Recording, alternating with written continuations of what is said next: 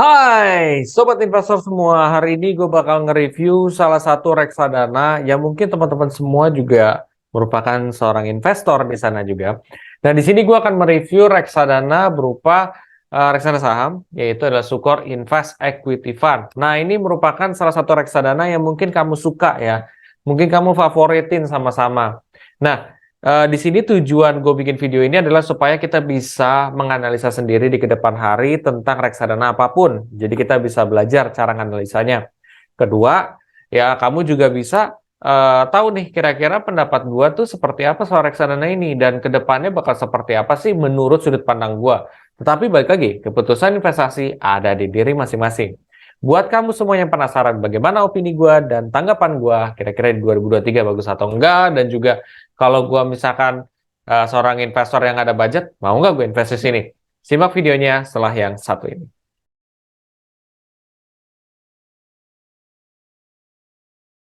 Oke, jadi gue pertama-tama pengen ngasih tau dulu kenapa gue sekarang bikinnya seperti ini, karena memang gue lagi akhir ini lagi sibuk guys ya, sibuk banget ya, dan padat. Jadi gue pengen bikin yang simpel dulu, jadi belum yang kayak seperti biasa karena memang lagi sibuk banget ya. Nanti kalau udah oke, udah banyak waktu, mungkin gue akan berbeda lagi. Oke, anyway, gue langsung share screen aja. Gue akan coba menganalisa. eh, Oke, gue membuka aplikasi reksadana, yaitu aplikasi Bibit. Cuman di sini yang lebih funnya lagi adalah gue mengkombinasikan dengan aplikasi kompetitornya, yaitu Ajaib ya. Karena bagi gue tidak ada ofensif ataupun pengen menyerang salah satu aplikasi ataupun aplikasi lain. Tujuan gue di sini adalah mengedukasi teman-teman semua supaya bisa mulai berinvestasi, entah itu melalui aplikasi apapun ya.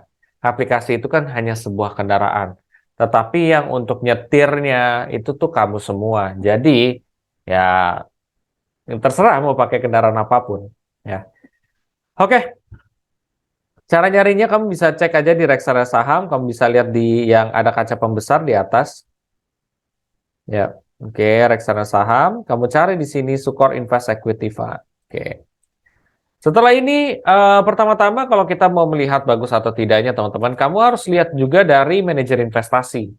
Manajer investasi itu adalah orang yang punya produk reksadana ya, bukan orang ya, tapi institusi yang punya produk reksadana, yang mengelolanya, ya lah, manajer investasi. Nah, berarti kita harus lihat manajer investasi siapa? Sukor Asset Management. Kita lihat di Google, reputasinya bagus nggak sih Sukor ini? Sukor Asset Management tuh. Ternyata di sini tidak ada pemberitaan negatif, berarti dia sudah cukup bagus ya guys ya. Oke, itu dari segi reputasi manajer investasi. Kedua, kita bisa lihat daripada total AUM. Total AUM itu adalah dana kelolaan pada reksadana. Semakin besar dana kelolaan pada reksadana, berarti tingkat kepercayaan investor terhadap reksadana tersebut itu tinggi. Kenapa? Karena kalau misalkan nggak percaya, kenapa dia harus naruh dana yang gede di sana? Atau kenapa mereka mau invest di situ? Nah, itu kan juga salah satu karena mereka percaya terhadap kinerja reksadana ini ataupun manajer investasi ini. Di sini standar dari total dana kelolaan itu kalau menurut gue bagus itu di atas dari 100 miliar. Di sini sudah 3,17 triliun. Artinya apa? Sudah jauh melampaui 100 miliar. Jadi ya bagus banget gitu ya, udah di atas 1T bahkan. Ya, ini udah 3T. Jadi itu good job. Untuk dana kelolaan menurut gua bagus. Lalu kita melihat dari aspek lain lagi yaitu CAGR. CAGR itu adalah Compound Annual Growth Rate. Compound Annual Growth Rate itu menandakan bahwa kinerja masa lalu suatu reksadana. Reksadana tersebut bisa dikatakan bagus, jelek, kurang begitu baik, itu sebenarnya ya kita bisa lihat salah satu komponen dari kinerja masa lalu ya. Nah, di sini kinerja masa lalu 6,3%. Kalau menilai ini bagus atau tidak, ada beberapa cara yang kamu bisa lakukan. Pertama-tama kamu bisa dengan cara, ya kalau pengalaman. Sepengalaman kamu di tahun 2023 ini atau 2022 silam, itu gimana nih? Apakah 6% untuk reksadana saham kecil atau besar? Kalau gue sebagai investor yang udah cukup lama, mengetahui kalau reksadana saham dia 6% itu kecil. Ya, Tetapi kita harus lihat juga kondisi dan juga rata-rata. Sekarang reksadana saham berapa? Ya, return masa lalunya. Kita back aja di sini. Kamu lihat di sini. Returnnya ada yang minus 10%, ada 1%, ada 6,3 yang tadi ya. Minus 17%, minus 3%, 6%, 10, ya 4,25, 2,2, minus 8, dan lain sebagainya. Lihat ya. Berarti di sini, Sukor Invest Equity Fund ini cukup bagus secara return masa lalunya. Kenapa? Nah, nanti kita akan bongkar di top holdingsnya. Oke. Jadi intinya kalau dari kinerja masa lalu, dari faktor yang kedua, ini dia cukup bagus dibandingkan dengan reksadana saham lain. Lalu kita bisa lihat dari segi expense ratio. Expense ratio itu adalah biaya yang dikeluarkan manajer investasi dalam mengelola reksadana. Dalam pengelolaan reksadana itu ada banyak biaya. Pertama ada biaya, misalkan biaya trading, ada biaya marketing, ada biaya operasional, ada biaya untuk bayar analis, ada 5, bisa juga bayar apa? Dengan manajer investasi, dengan reksadana, aplikasi reksadana. Misalkan ini kan aplikasi bibit ya, bagi keuntungan antara aplikasi bibit dengan pihak manajer investasi ya. Karena kan manajer investasi selaku yang punya produk ya, sedangkan si aplikasi reksadana penjembatan lah ya, berarti ya mereka bagi keuntungan tuh nanti setelah 1 tahun ya, berapa persen itu tergantung ketentuan mereka sih ya. Oke. Dan di sini kita bisa lihat ya, expense ratio-nya itu 4,73%. Untuk mengetahui expense ratio besar atau tidak, kita bandingkan dengan reksadana lain. 4,73 ini berapa? Di sini lebih rendah, sama, lebih rendah, lebih rendah, lebih rendah, lebih rendah, lebih rendah, lebih rendah, lebih rendah, lebih rendah, lebih rendah, lebih rendah, lebih rendah, lebih rendah. Ada yang tinggi ya kan? Oke, di sini lumayan. Oke, jadi kesimpulannya untuk expense ratio-nya itu tinggi ya guys, ya 4,73%. Tapi sepengalaman gue kalau 4% untuk reksadana saham itu wajar. Tetapi ya dibandingkan dengan sekarang-sekarang itu mereka di bawah dari 4%. Seperti yang kamu lihat tadi, ada yang 3%, 2%, ada yang 1%. Tapi kalau kamu lihat expense ratio-nya kecil, return dia juga kecil. Ya, jadi orang tuh kan seharusnya membeli reksadana dengan expense ratio kecil. Karena kalau expense ratio kecil berarti si manajer investasi itu efisien dalam pengelolaan reksadana. Ya. Nah, kalau misalkan kayak gitu kan harusnya dia lebih bagus dong, karena keuntungan yang lo dapat mestinya lebih gede. Tapi itu teorinya guys ya. Pada kenyataannya seperti ini. Expense ratio gede, returnnya juga cukup bagus. Ya. Jadi menurut gua ya tidak masalah gitu. Nah, kalau misalnya lo bertanya lagi, oh, expense ratio 4,7%, returnnya cuma 6%. Berarti 6 dikurang 4 sama dengan 2% dong yang kita dapat. Salah, teman-teman. Expense ratio itu yang ada di sini udah dikurangin dari awal. Jadi ini return yang kamu terima itu sudah bersih yang ada di layar. Jadi udah dikurangin sebelumnya.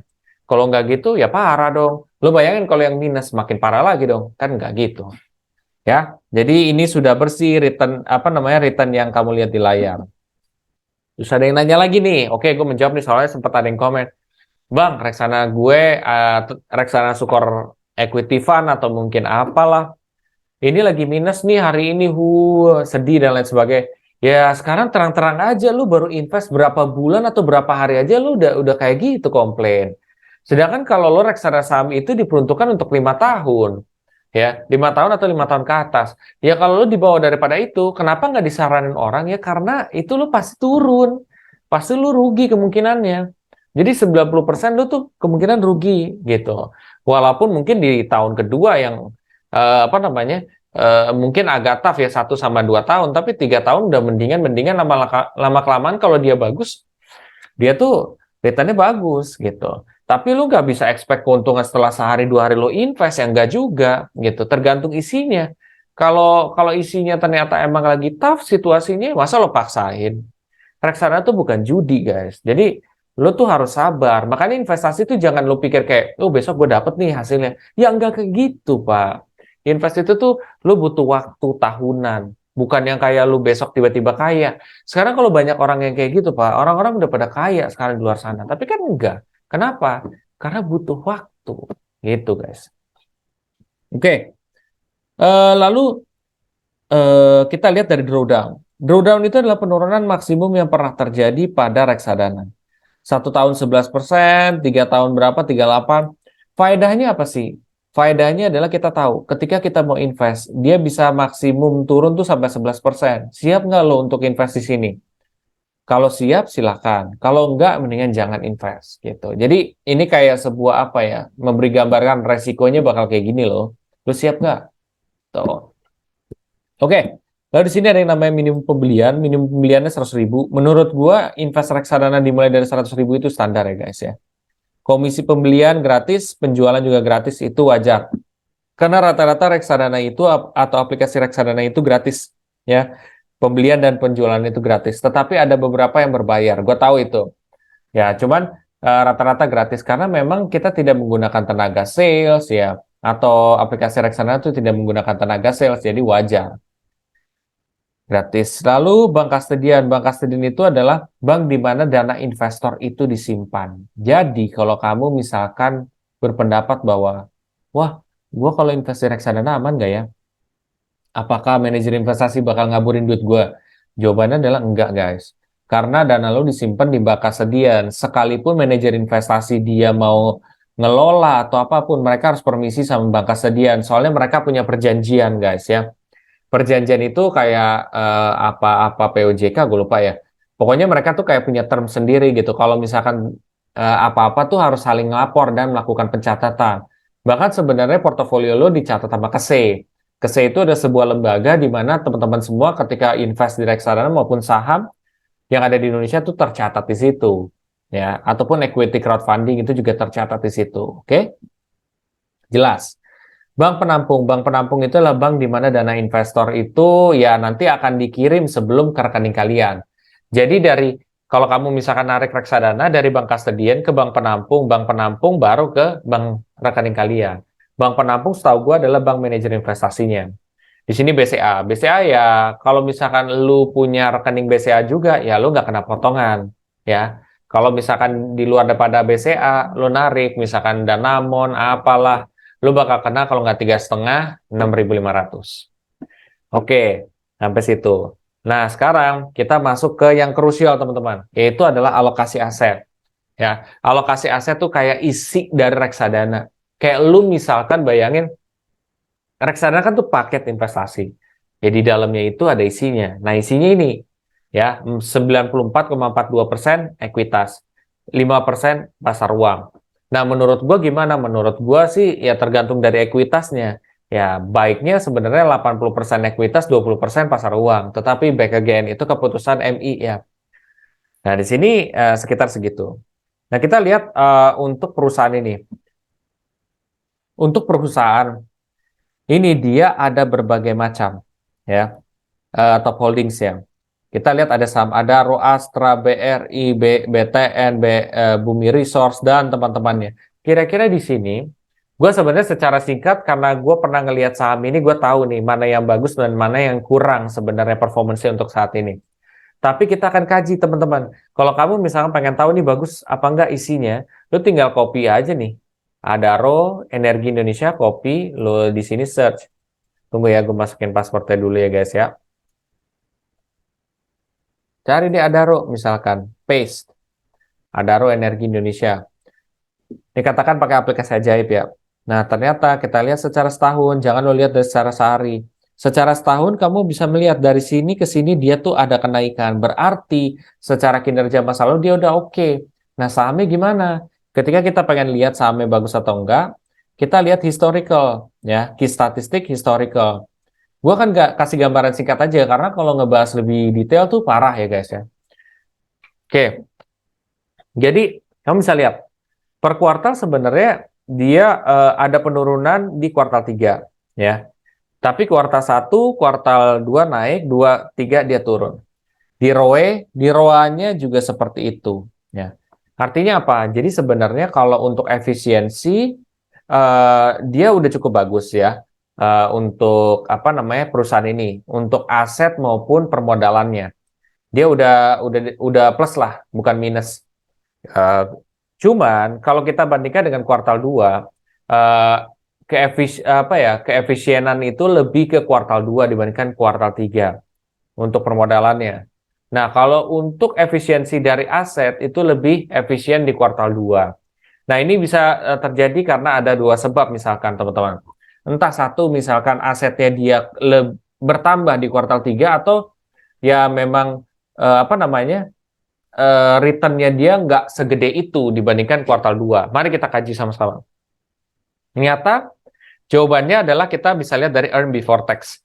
Earn before tax sebenarnya sih bukan dari ini ya, dari net income.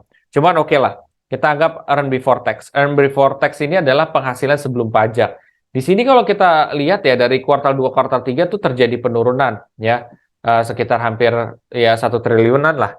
Berarti kan memang salah satu yang mendasari kenapa mereka bisa turun itu adalah dari segi apa penghasilannya ini ya. Dari kuartal 2 kuartal 3 tuh berkurang gitu. Jadi itu bisa jadi salah satu sebab juga. Tapi kalau dia di sini tidak terlalu signifikan, berarti kan ada faktor lain, mungkin asetnya juga bertambah. Nah, itu kamu bisa kaji di laporan keuangannya, teman-teman. Dan juga plan mereka tuh seperti apa. Oke, kita bisa lihat daripada debt to equity ratio. Debt to equity ratio itu untuk kita tahu jumlah utangnya dari perusahaan ini. Kalau dia misalkan gede, ya di atas dari 50. Ini sebenarnya udah cukup gede, 65%. Tapi menurut gua kalau perusahaan-perusahaan pertambangan 65% untuk kayak utang itu masih, menurut gua masih normal. Tapi memang udah tergolong besar, cukup besar.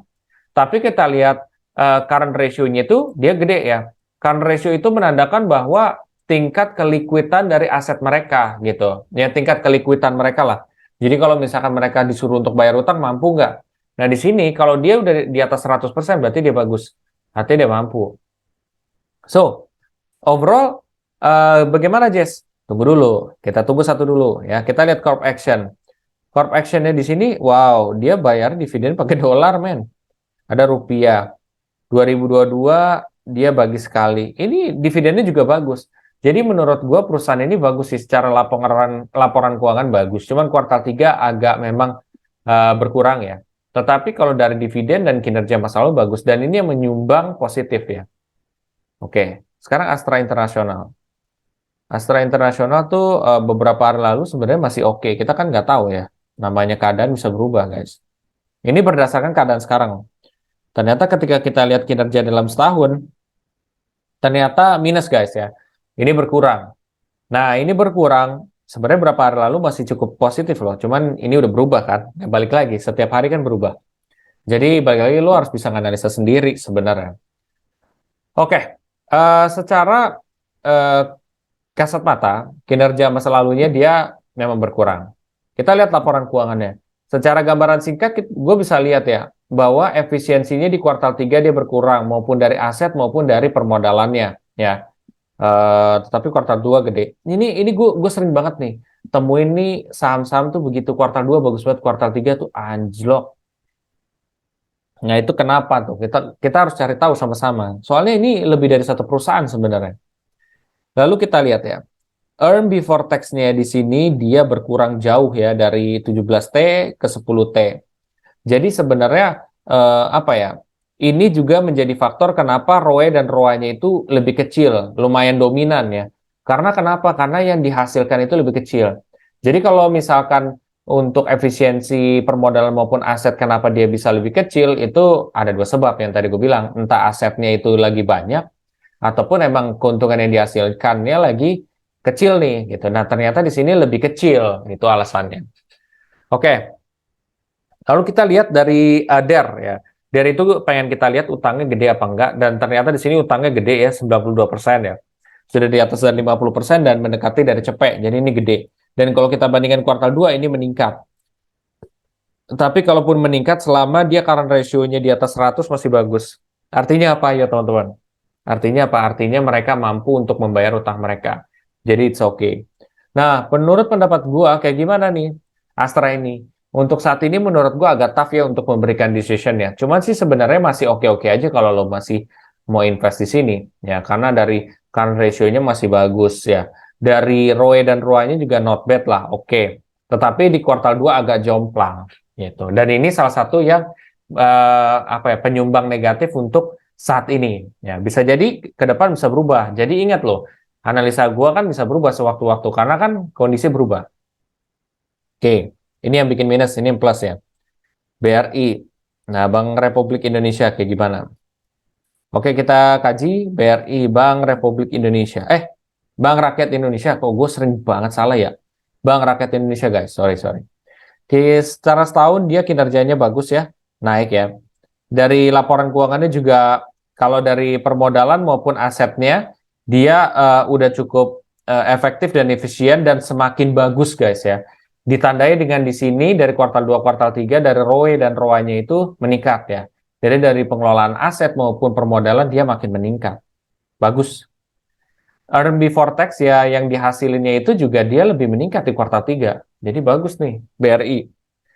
Ya udah, gitu sih. Kalau keuangan, kayak kalau perbankan gue nggak merhatiin ini karena current ratio-nya 0. Di sini tidak dijelasin. Corp action itu di sini ada bagi dividen nggak? Nah, ternyata di sini bagi dividen sekali, 174, dan itu udah cukup gede. Bagus. Jadi secara sahamnya menurut gue dia bagus saat ini. BTN, itu penyumbang positif ya, karena dia secara kinerja juga bagus. Nah, kita lihat BTN. Bank Tabungan Negara. Bank Tabungan Negara ini kita melihat ya dalam 1 tahun terakhir ternyata dia jeblok guys, ya turun. Ya, jadi salah satu yang membuat juga reksadana itu negatif karena return yang ada di dalamnya juga turun. Nah, Bank Tabungan Negara ini ternyata kalau kita lihat dari laporan keuangannya secara singkat aja dari efisiensi modalnya meningkat sebenarnya. Dari pengelolaan asetnya juga sebenarnya meningkat juga gitu. Jadi pengelolaan aset dan permodalannya makin baik sebenarnya segi efisiensinya ya. Tapi kalau kita lihat dari earning before tax juga dia meningkat ya. Penghasilannya kuartal 3 dia lebih bagus. Untuk kalau apalagi ya, kalau kita lihat dari corp action-nya dia bagi dividen dia sekali. Nggak gede tapi cukup oke kok gitu. Jadi menurut pendapat gua gimana? Menurut pendapat gua ini dia apa ya? Apakah gua mau invest di sini?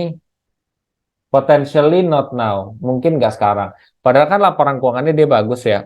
Ya, cuman gue belum siap aja sih. Karena returnnya dia kurang begitu asik juga gitu. Walaupun laporan keuangan bagus, tapi gue berusaha tuh mencari tuh laporan keuangan bagus, tapi kinerja juga oke. Oke, anyway, dia negatif juga. Nih negatif ya. Adaro masih oke, ini masih oke. Jadi dua sama. Oke, Bumi Resource. Nah, Bumi Resource ini kayaknya lagi ngetop juga dan naik kan, sempat jadi saham tidur loh. Kita lihat Bumi Resources ya. Nah, ternyata saham ini dalam 1 tahun terakhir naik, guys. Ya, dia naiknya drastis banget. Jadi ini penyumbang positif juga. Laporan keuangannya adalah kita lihat dari kuartal 2, kuartal 3 dia minusnya makin parah, guys ya. Berarti nggak efisien tuh untuk permodalannya. Untuk pengelolaan asetnya dia malah efisien. Gua ngerti nih kenapa dia asetnya lebih efisien. Asumsi gue bisa jadi karena apa namanya, dia entah asetnya itu dia kurangin atau penghasilan dia lebihin. Kita lihat sama-sama. Oh, earn before tax-nya dia meningkat dari 3 triliun jadi 3,78. Jadi sebenarnya kalau gue lihat ini sebabnya karena memang penghasilannya dia yang meningkat. Jadi return on asetnya tuh dari kuartal 2, kuartal 3 dia meningkat. Artinya efisiensi asetnya bagus, guys ya. Tapi untuk permodalan dia kurang begitu bagus di kuartal 3 ya. Jadi makin kuartal makin hancur ya dari pengelolaan modal ya. Tapi dia sejauh ini kinerja perusahaannya oke. Ya. Penghasilan dibandingkan permodalan lah. Mungkin belum balik modal lah. Di sini banyak sacrifice nih, harusnya ini utangnya gede nih. Hah? Oke, kita cek dulu ya. Lalu kita lihat daripada debt to equity ratio. Debt to equity ratio-nya itu persentasenya minus. Gue nggak pernah dapat minus nih sih guys. Apa ini saking gedenya banget gitu, gue nggak tahu ya. Current ratio-nya benar kan tebakan gue. Current ratio 36,79. Jadi kemampuan untuk bayar utangnya itu menurut gue jelek guys. Menurut gue jelek ya. Karena kan sempat jadi saham tidur juga. Mungkin karena itu alasannya. Tapi ini sempat saham tidur yang udah sempat bangkit. Dan dia baru mau coba untuk membaik nih. Dibuktikan ROA-nya bagus. Dan EBT-nya juga bagus. ROE-nya aja nih. Karena mungkin dulu permodalannya tuh sempat mandek lama gitu. Ini yang menyebabkan dia minusnya gede. Nah itu PR mereka tuh di kuartal 4 supaya lebih baik. Corp Action, pembagian dividen udah nggak pernah bagi dividen terakhir 2012. Nah, pendapat gua seperti apa? Pendapat gua adalah saham ini dia Bumi Resource, dia punya potensi, tapi kalau gua mau invest nggak di sini, gue belum. Kenapa? Karena laporan keuangannya belum bisa bikin gue yakin. Walaupun dia bagus sebenarnya, dia punya potensi. Beda orang, beda beda tipikal loh ya guys ya. Mandala Multifinance. Mandala Multifinance tuh apa sih? Oh, tadi dia penyumbang positif ya. Kita lihat dulu. Mandala Multifinance. Oke, kita lihat. Sahamnya naik banget guys, Mandala Multifinance. Berarti dia penyumbang positif.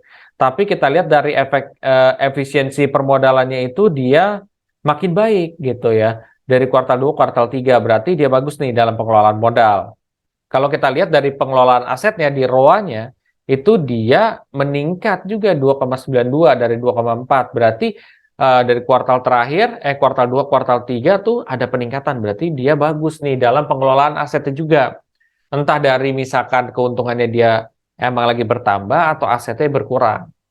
Nah, di sini ternyata dibuktikan ya bahwa ternyata keuntungan yang bertambah dari 195 miliar jadi 269 miliar. Berarti ini bagus. Terus gue lihat dari debt to equity ratio gede. Jadi perusahaan ini utangnya gede 108%. Ya kan rasionya itu nggak ada keterangan. Mungkin karena perusahaan finance nih kali. Oke, Corp Action. Dia bagi dividen sekali dan itu cukup ya not bad lah. Menurut gue apakah gue mau invest di sini? Maybe yes. Masih 50-50 gue. Ya, tetapi ini menyumbang positif. Gue kalau misalkan lagi kayak gini, gue lihat laporan keuangan dulu guys, ya. Gue lihat laporan keuangannya itu seperti apa. Sebenarnya ini bagus loh, jujur ini bagus loh. Cuman debt to equity ratio-nya gede banget kan. Gue harus lihat itu gimana nya detail-detail dari usaha ini tuh apa. Kalau oke, gue bisa milih. Oke, berarti itu penyumbang positif ya. Ini positif positif. Ini berarti yang negatif ini nih, sampai BTN. Nah, perusahaan gas negara, PGN. Gimana nih perusahaan gas negara? Mari kita baca. Perusahaan gas negara. Oke. Perusahaan gas negara di sini 1 tahun terakhir dia meningkat guys ya. Dari sini ke sini loh. Wah, berarti bagus nih. Dia penyumbang positif. Dari key statistiknya untuk efisiensi permodalannya dia berkurang dibandingkan kuartal 2, kuartal 3 dia turun. Kuartal 2 ke kuartal 3 untuk asetnya itu pengelolaan aset juga turun. Berarti efisiensi sebenarnya masih not bad ya, masih oke lah gitu. Cuman kurang begitu ya masih bisa ditingkatin lah karena ini agak jomplang ya dari sini ke sini. Tetapi dia masih oke sih. Nah, kalau earn before tax-nya itu dia ternyata berkurang 1 triliun guys ya, 1 triliunan. Nah, menurut gua kenapa dia ROA-nya itu berkurang itu salah satunya adalah karena pendapatan atau pemasukannya dia gitu sebelum pajak itu ya, sebenarnya sih bersih ya. Itu berkurang gitu ya. Jadi itu faktor kenapa hasilnya ini lebih kecil dibandingkan kuartal 2. Oke. Lalu kalau kita lihat daripada eh, debt to equity ratio-nya ini di sini 150%. Wow, utangnya gede banget guys ya. Tapi kemampuan untuk membayarnya 248%. Dia meningkat dibandingkan kuartal 2. Artinya kemampuan untuk membayar perusahaan ini semakin tinggi. Utangnya semakin rendah, tapi kemampuan bayarnya semakin tinggi. Jadi menurut gua bagus nih perusahaan. Walaupun dia agak jomplang di kuartal 3, tapi mau nggak lo invest di sini buat di 2023? Kalaupun ada budget, iya. Kenapa? Dari kinerja dia masih oke. Kedua ini perusahaan energi. Ya di dunia sekarang lagi butuh energi ya. Nah cuman kuartal 3-nya ini kurang meyakinkan. Tapi yang gue bikin yakin adalah kemampuan untuk bayarnya itu gede. Ya. Dan ya memang utangnya tinggi. Tetapi kita lihat ya dibandingkan dengan kuartal 2 dia udah berkurang. Dan kemampuan untuk membayarnya gede. Nggak apa-apa. Itu buat gua. Tapi ini menyumbang positif ya dari PGN. Ini Samindo Resources kita lihat. Samindo Resources ini kita lihat. Samindo Resources nih kita lihat, guys. Samindo Resources tuh, sorry, kok nggak ada ya, guys? Samindo Resources kan.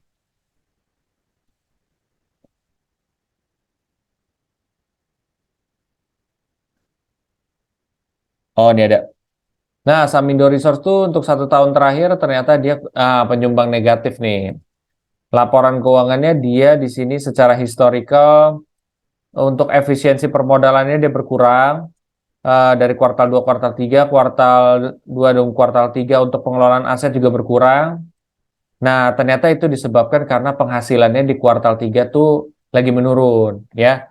Jadi pendapatannya dia secara bersih itu menurun, guys. Makanya kenapa ROA dan ROE-nya turun. Tetapi sih sebenarnya masih ya oke lah gitu. Tapi ini jomplang, guys, ya. Masih kalau misalkan lo milih aset tuh kayak mungkin ini masih agak di belakang nih saham ini menurut gua ya. Sorry guys, gue belak-belakan. Oke, di sini kalau untuk debt to equity ratio-nya dia 15%. Ya, ini tergolong kecil ya guys ya. Kalau dibandingkan kuartal 2 dia ada naik 1%. Tetapi 724 ini kemampuan untuk bayarnya. Dia di atas dari 100%. Jadi menurut gua, untuk kemampuan untuk membayar utangnya dia juga cukup gede di sini. Oke, overall gimana nih company ini? Menurut gua, Samindo Resources ini dia punya potensi ya. Dia sebenarnya punya potensi, tapi apakah gua mau invest di sini? Jawabannya adalah tidak.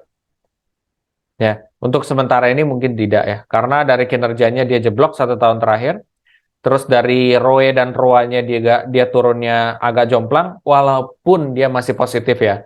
Tapi menurut gua kalau untuk sampai gua beli, untuk memberi keputusan beli itu belum. Mungkin kali kalau misalkan laporan keuangannya balik lagi naik ke atas dan sahamnya dia udah membaik. Oke, jadi ini penyumbang negatif ya. Nah, kita lihat Telkom Indonesia. Oke, mari kita perhatikan Telkom Indonesia. Telkom Indonesia ternyata Telkom Indonesia 1 tahun terakhir dia turun guys ya. Dia juga penyumbang negatif nih. Cukup banyak ya yang nyumbang negatif juga di sini ya. Hampir. Oh, dia bagi dividennya juga gede guys. Tuh, bagi dividennya gede 149. Kalau laporan keuangannya secara gambaran singkat, gua akan lihat bahwa dari pengelolaan modalnya sebenarnya masih bagus, asetnya juga masih bagus. Cuman berkurang nih dari kuartal 2 kuartal 3 ya. Cukup lumayan signifikan nih guys ya. Kalau kita lihat daripada utangnya dia menurun utangnya. Ya, tetapi kemampuan untuk membayarnya meningkat. Jadi ini suatu hal positif. Tetapi kemampuan untuk membayarnya itu masih kurang dari seharusnya. Seharusnya itu di 100% ke atas lah. Ya, tetapi ya progres menurut gua harus dihitung sih. Jadi ya kalau memang ternyata dari aspek ROE dan ROA-nya dia ternyata ningkat, cuman kuartal 3 di sini apa ya masih 82% walaupun peningkatan gua akan beli sih. Tetapi kalau misalkan dia di sini kan masih jauh ya ROE dan ROA-nya juga turunnya agak jomplang. Mungkin gue masih mikir-mikir lagi sih untuk beli kalau misalkan gua. Walaupun dividennya bagus. Oke, jadi di sini adalah penyumbang negatif. Excel Axiata tahu gue juga sama deh. Jadi banyak ya guys ya. Oke, ini terakhir nih. Jangan tidur dulu guys. Oke, Excel Axiata 1 tahun terakhir minus, benar kan? Dia penyumbang negatif. Kalau kita lihat dari laporan keuangannya, dia untuk efisiensi dia berkurang untuk pengelolaan modalnya. Untuk pengelolaan asetnya dia juga berkurang, ya. Untuk earn before tax-nya dia juga berkurang. Jadi penyebab dia bisa agak turun karena yang didapat sebelum pajak itu juga turun, guys. Sebenarnya sih enaknya lu nilai dari net income ya, nggak bisa dari earn before tax. Cuma di sini tidak ada net income ya, ada net profit margin. Ya udah. But anyway, tetap dia turun di sini. Oke, kita lihat lagi dari rasio utang. Rasio utangnya di sini dari kuartal 2 kuartal 3 dia naik guys ya. Dan di sini tinggi banget utangnya, 296% dan kemampuan bayarnya kecil. Kira-kira lo mau invest di sini apa enggak? Gua sih dengan cepat gua akan bilang tidak. Karena laporan keuangannya juga kurang begitu baik, performance dia turun walaupun masih ditoleransi, tapi rasio utangnya gede banget dan kemampuan untuk membayarnya juga kurang. Jadi enggak lah. Corp actionnya juga ya dividennya juga ya kecil sih. Ya, jadi menurut gua kurang. Ya untuk saat ini loh, kita nggak bisa lihat gimana-gimananya ya. Ini 1 tahun terakhir. Nah, dia penyumbang negatif. Berarti penyumbang positif apa? Ini, ini, in, eh, ini, ini kayaknya gue lupa deh. Ini, ini, ini enggak, ini enggak, ini enggak. Oh, jadi hampir Hampir 50-50 guys. Jadi kenapa dia return-nya nggak lebih dari 6%? Karena itu. Ya, karena juga banyak yang top holdings dia yang memang lagi tough atau lagi minus saat ini. Oke, mungkin itu adalah analisa gue secara gambaran singkat. Walaupun singkatnya aja udah padet ya, udah banyak banget. Apalagi lo nilai dari satu persatu laporan keuangan sebenarnya. Nah, di sini gue akan coba membantu menganalisa aja. Nah, kesimpulannya gimana? Kesimpulan gue, reksadana ini, apakah gue mau invest? Jawabannya iya. Ya, itu jawabannya iya. Karena memang banyak top holdings yang menurut gue cukup bagus, reputasi manajer investasi juga bagus. Ya, memang ada yang kurang juga. Ya udah gitu. Nah, tetapi ini balik lagi keputusan investasi gue. Kalau lu berbeda itu tidak masalah karena keputusan investasi ada di diri masing-masing. Dan menurut gue 2023 gimana? 2023 dia tadi juga naruh di saham-saham yang kayak apa ya? Energi. Jadi masih punya potensi juga nih guys untuk berkembang. Cuman emang lagi tough aja untuk beberapa saat ini. Gitu sih, itu pendapat gua juga. Oke, sampai saat ini gimana review gua? Apa lagi reksadana yang harus gua review? Coba komen di kolom komen di bawah ini. Oke teman-teman semua, apabila setelah ini kamu tertarik untuk mulai berinvestasi reksadana di aplikasi Bibit, kamu bisa pakai kode referral gua yang ada di kolom deskripsi di bawah ini, ya. Atau misalkan lo lihat di sini di referral, kamu cek ya, lo LXI 8A9. Nanti lo bisa dapat cashback reksadana 25.000. Ya, kalau lo invest 100.000. Tapi terserah lo kalau lo mau aja. Dan apabila lo merasa bahwa konten ini bagus untuk kamu share ke teman-teman atau keluarga kamu karena ini bermanfaat, coba share aja ke teman-teman dan sana keluarga kamu yang lain. Mudah-mudahan ini bermanfaat. Sampai jumpa di video selanjutnya. Terima kasih.